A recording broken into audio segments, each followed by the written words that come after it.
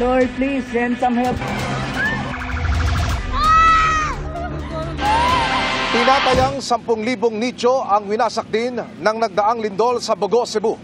Marami ring classroom ang nasira at may isang gurong patay. Nakatutok si Fe Marie Dubabok ng GMA Regional TV. Hindi nakaligtas sa lindol ang himlayan ng mga yumao dito sa Bugos, Cebu. Karamihan sa mga nitso nabasag o nasira. Maaga pa lang, may mga bumisita na sa Corazon Cemetery at sinilip kung naapektuhan ang nitso ng kanilang mahal sa buhay. Kabilang si Rosalina Ramos na nagpadasal na rin para sa death anniversary ng kapatid. Chinek na lang po namin yun kung okay pa ba yung mga netso nila. Kasi talagang dito sa Bugo yung center ng lindol. Ayon sa tagapangalaga ng sementeryo, halos kalahati ng mahigit 20,000 nitso rito ang nasira. Kabilang sa nagiba ang bahagi ng isang apartment type na bone chamber.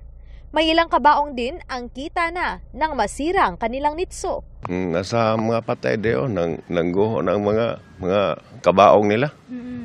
Yeah, marami ba ning problema gani sa among mga kaparian ngay ila maning parokya god. Humingi ng pangunawa ang pamunuan ng sementeryo sa mga kaanak ng mga nakalibing habang hinihintay ang mga sunod pasya ng simbahan na nagpapalakad nito.